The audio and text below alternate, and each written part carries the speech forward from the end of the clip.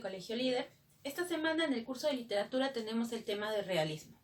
El realismo surge para oponerse a la corriente que hemos estado estudiando, que viene a ser el romanticismo. Los realistas no creían en los románticos porque les decían que eran unos falsos. Recordemos que los románticos eran subjetivos. Ellos daban su opinión. Nosotros sabemos de las novelas a través de sus sentimientos, de sus emociones. Entonces, si es su punto de vista, nosotros no sabemos si eso es real. Y los realistas criticaron estos de los románticos. El realismo va a surgir en Francia a partir de la segunda mitad del siglo XIX. En el contexto del realismo tenemos la Revolución Industrial. La Revolución Industrial marcó el inicio del llamado proletariado debido a que la gente empezó a trabajar en estas fábricas. Estas fábricas nos hicieron saber que habían nuevos avances tecnológicos que no habían surgido desde la Edad Moderna. Ahora, entre los avances teníamos, por ejemplo, el ferrocarril, la máquina de tejer, ¿no es cierto? Estas maquinarias que utilizaban las fábricas. Entonces esto llevó a que la gente tenga otro tipo de trabajo, pero también habían otro tipo de abusos. Y es por eso que personas como Karl Marx y Engels se opusieron a esta forma de tratar al proletariado. Esto va a ser el contexto del llamado realismo. También, otro punto importante es la era napoleónica. Napoleón, recordemos que gobernó, ¿no es cierto?, Francia, y prácticamente desfiguró el mapa de Europa debido a que conquistó muchos de los países, y hasta su caída, pues, debido a que trató de invadir Rusia cuando se encontraba en invierno.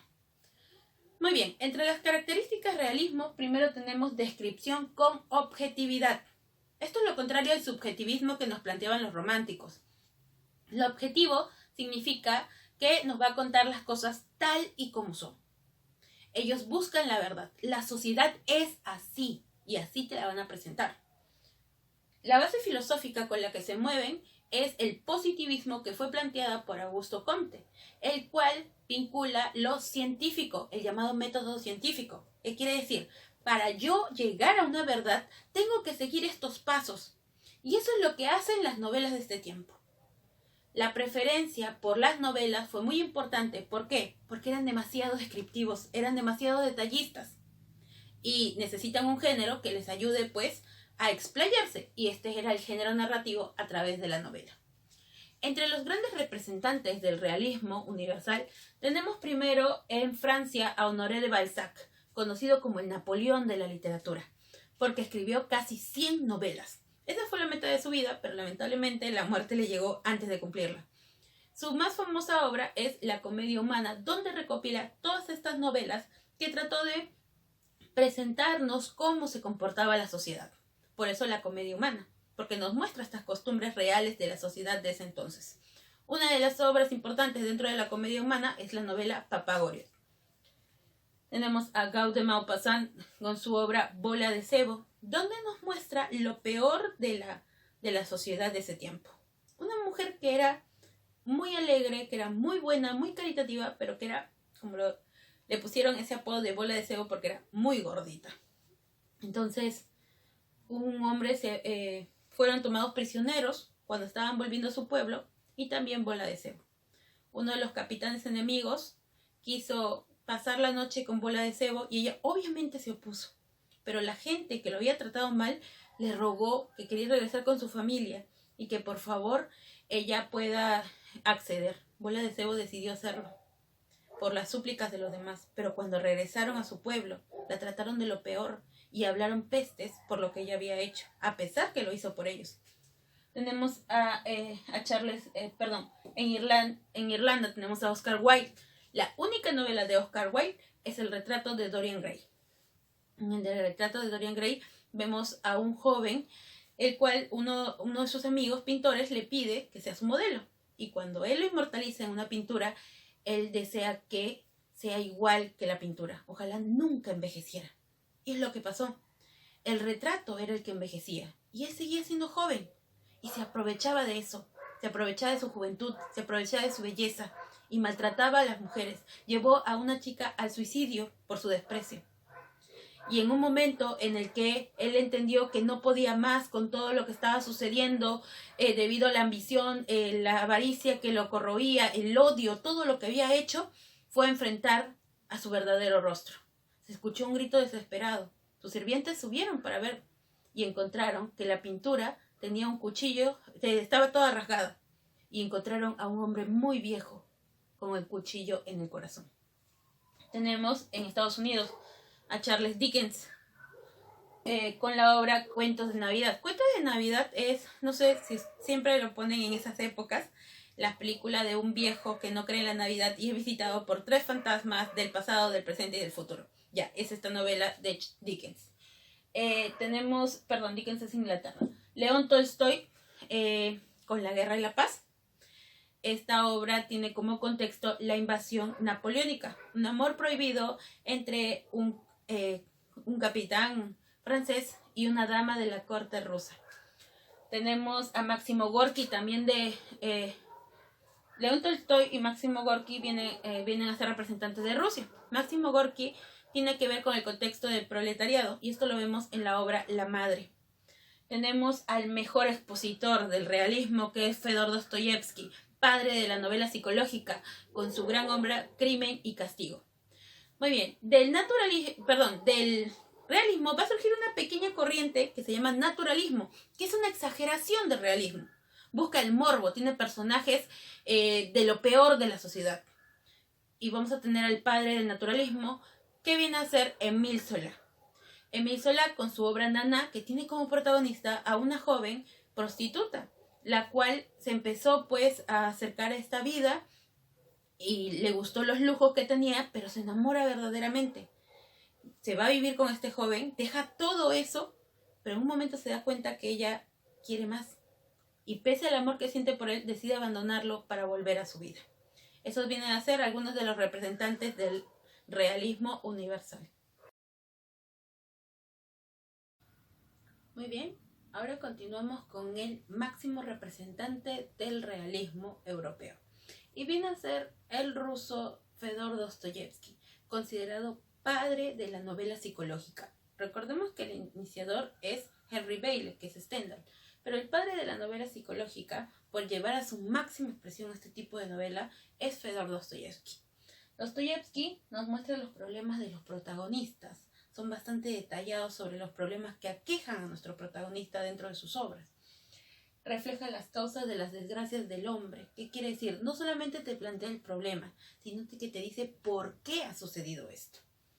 Ahora, no moraliza ni satiriza. ¿Por qué? Si él moralizara, estaríamos hablando de un neoclásico. Ni tampoco se burla. Entonces estaríamos en la época del barroco. Muy bien, lo que él hace simplemente es describirte como tal pasaron las cosas para que tú saques tus conclusiones. Porque recordemos que los realistas eran bastante descriptivos. Las tesis que maneja dentro de sus obras es el sufrimiento humano, lo que tiene que padecer debido a las decisiones que ha tomado. Entre sus obras más importantes está Pobres Gentes, que es su primera novela, Los Hermanos Karamazov, que es la novela más popular de Fedor Dostoyevsky, y El Idiota.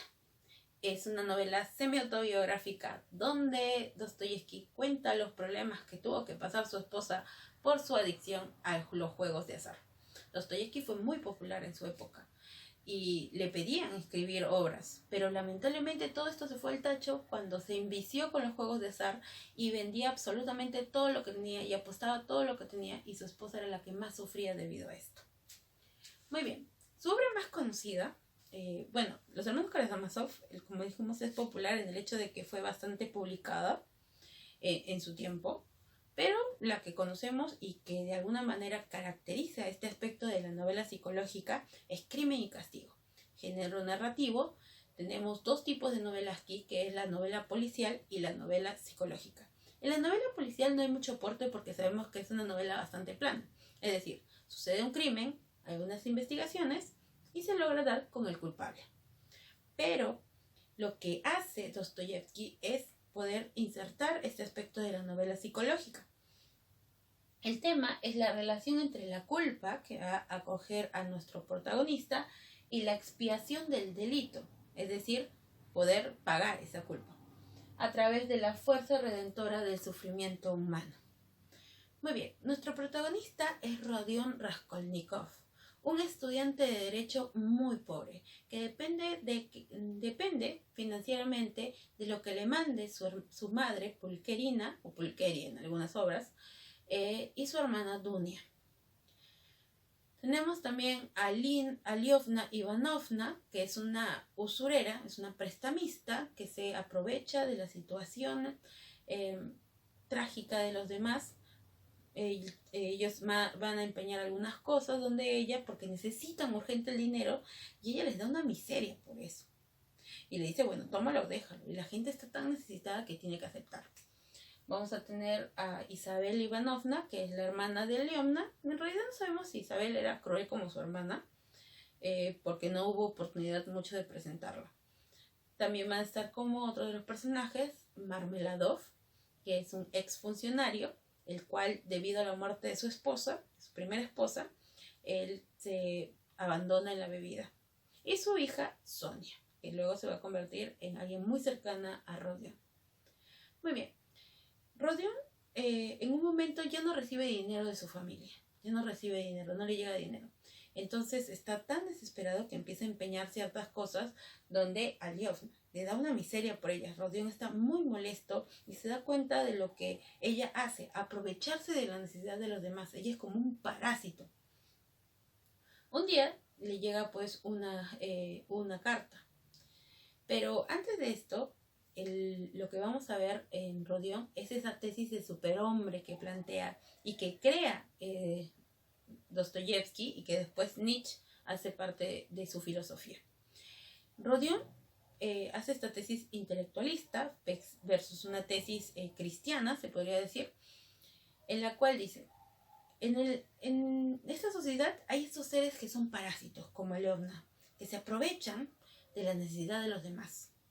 Pero también hay seres que deben acabar con eso. Seres como los superhombres, que necesitan terminar con todo este mal, a pesar de que tengan que tomar medidas extremas. Y Rodion se atribuye ser ese superhombre. Llega una carta donde les dice que la hermana Dunia pues había sido echada de su trabajo porque ella trabajaba como niñera en una casa y el marido pues de esta casa trató de aprovecharse de ella. La botaron pensando de que ella era la amante, pero luego se descubrió la verdad y le dieron un nuevo trabajo. Y le dijo que Dunia en este nuevo trabajo se había hecho un asistente y parece que el chico le gustaba a Dunia y ahora se iban a casar. Y así iban a poder ayudar a Rodion. Pero Rodion estaba molesto porque él pensaba que su hermana Dunia pues se estaba casando solamente para poder ayudarlo a él. Y él dijo, yo en ningún momento le he pedido absolutamente nada de esto. Y en la carta decía que Dunia iba a ir con su prometido para pedir la mano. Le iban a pedir la mano a Rodion porque él era el único hombre de la familia y él estaba muy molesto. Y este va a ser el desencadenante para que Rodion tome su decisión como superhombre. Él se atribuye a ser un superhombre, así que va donde Leomna, se prepara para ir a buscarla. Se coloca un abrigo muy grande y dentro de él coloca una pequeña hacha. Va a la casa de Aliovna y le dice, necesito que me hagas un préstamo. Es muy tarde, vete mañana. No, lo necesito urgente. Está bien. Y le dice, necesito empeñar este reloj. Y le dice, solamente te puedo dar esto. Y le dice, pero eso no es ni la mitad. Y le dice, no me importa, si quieres tómalo o déjalo, ya sabes. Está bien. Entonces ella se voltea para poder guardar el reloj en un cajoncito. Y en ese momento aprovecha, Rodion saca el hacha y le da pues en la cabeza. Entonces, un momento de pánico al ver toda esta escena, empieza a pensar, tengo que buscar el dinero de una vez. ¿Dónde lo ocultan? ¿Dónde lo ocultan? ¿Dónde ocultan los viejos su dinero? Debajo del colchón. Se va y ahí encuentra dinero y encuentra joyas. Entonces, está a punto de salir y cuando abre la puerta, en la puerta estaba Isabel Ivanovna, había venido a buscar a su hermana. Y al ver el cuerpo de su hermana, se queda paralizada. Rodion actúa inmediatamente. Toma nuevamente el hacha, empuja a Isabel para adentro y la mata también. Ante esto, pues escucha ruido de personas que vienen a buscar a Leomna y él se queda calladito primero, nada, no hace ni un ruido. Hasta la obra nos dice que hasta parece que su sangre se detiene para que no haga ruido. Entonces, como nadie abre y les parece raro porque ella nunca sale, van a buscar al que tenía las llaves de todos los cuartos, y aprovecha a Rodion para escaparse y logra salir sin ser descubierto. No puede dormir toda la noche pensando en esto. ¿Habrá hecho bien? ¿Habrá hecho mal? Al día siguiente va a buscar, va a la casa de Leovna y pregunta a los vecinos qué había pasado. Y le dicen, han matado a la vieja usurera. Dice, ¿pero quién ha sido? No sé, la verdad, ¿y qué importa? Y entonces Rodion dice, nadie extraña personas como esas. Nadie extraña parásitos como esos. Yo he hecho un bien. Y así se justifica. Rodion empieza a salir, empieza a estar por los bares y ahí conoce a Marmeladov. Él le dice, yo he hecho algo muy malo. Y le dice, ¿de qué habla? Le habla así de la nada. Le dice, ¿pero qué te pasa? Le dice, he hecho algo muy malo, señor. Yo me he gastado todo el dinero que tenía para darle a mi familia en bebida. Sí, pero bueno, tal vez ellos lo entiendan. No, señor, yo he hecho algo peor. Mi hija Sonia, por mi culpa, todo el mundo la repudia. ¿Pero qué pasó? Lo que pasa es que él llegó un día borracho, se había gastado todo el dinero y bueno, ahora su nueva pareja, con sus nuevos hijos que tenía, molesta, le dice, toda la vida tú borracho. Trae a Sonia y le dice, mira, tu padre lo que hace, se gasta todo nuestro dinero. ¿Tú qué vas a hacer al respecto? Y le dice, tú eres bonita, ¿qué estás guardando toda esa belleza? Si sabes cuánto puedes tener por ella. Así que Sonia va, se cambia, sale, vuelve el día siguiente con dinero para poder comer. Sonia tuvo que prostituirse para poder mantener a su familia. Marmelados le dice, ya ve que yo soy de lo peor. Rodion se hace su amigo, empieza a visitarlo y a través de él conoce a Sonia. Sonia era una buena persona y lo hacía por su familia. Lamentablemente tenía que recurrir a esto. Marmeladov, un día muy borracho, es atropellado por un carruaje. Desde que ahí lo dejan tirado como si fuera un perro ahí en la calle, y al encontrar el cuerpo muerto ya, Rodion lo lleva a la casa. La familia era tan pobre que no tenía ni para un cajón. Rodion lo costea con lo que tenía y bueno, se hace más cercano con Sonia, le empieza a dar dinero para que ella deje esa vida y se hacen tan cercanos que él le confiesa su más grande secreto. Y Sonia representa la religiosidad. Ella le dice que el único que puede juzgar es Dios. Así que él tiene que decir la verdad. Y ante todo esto, la conciencia, la voz de la conciencia que lo persigue, Rodion decide entregarse. Aceptan pues la culpabilidad de Rodion y es condenado a algunos años de trabajos forzosos en la prisión de Siberia. Sonia lo sigue visitando, le sigue hablando, se va con él. Y en eso que está con Sonia, Rodion, de lo que ya no quería vivir, decide pues nuevamente querer salir de ese lugar para poder estar con Sonia y quedarse con ella. Y ahí vemos pues los grandes aportes que Dostoyevsky hace a través de la novela, combinando la novela policial con la novela psicológica. Muy bien, chicos del nivel pre, vamos con nuestras preguntas y nos dice la primera sobre el tema de realismo europeo que hemos hecho. Cuidadoso análisis de las costumbres, detenida reconstrucción literaria de los ambientes, hostilidad respecto a las normas de vida burguesas, son caracteres propios, pues obviamente del tema que estamos haciendo, realismo. ¿Qué hecho no se relaciona con el realismo? Veamos, la segunda revolución industrial, el socialismo de Marx, desarrollo del positivismo como doctrina filosófica, la revolución francesa, la difusión de las ciencias experimentales. La revolución francesa, recordemos que ese era una de las de los contextos más importantes del llamado romanticismo. Nos dice, él surge a finales del siglo XIX con influencia del determinismo, ¿no es cierto? Y el positivismo aquí, bueno, es el realismo que surge en Francia. Recordemos que llega a su auge en Francia y en Rusia, pero surge en Francia, al igual que el naturalismo. Con respecto al realismo europeo, elija la afirmación correcta. Observación minuciosa, reflexividad objetiva, doctrina positivista, predomina la novela social y psicológica. La 4, de hecho, porque la novela social es uno de los más importantes. Teníamos ahí a Honoré de Balzac. La psicológica, obviamente, ¿no es cierto? Teníamos a Stendhal, teníamos a Fedor Dostoyevsky. Doctrina positivista, sí, porque esa es la base filosófica del realismo. Reflexividad objetiva, sí. Observación minuciosa, esto sería más del naturalismo, ¿ya? Entonces nuestra clave sería 2, 3 y 4. No pertenece al realismo ruso. Nicolás Gogol, Anton Chekhov, la dama y el perrito, ¿no? Tolstoy, Honoré de Balzac, Dostoyevsky.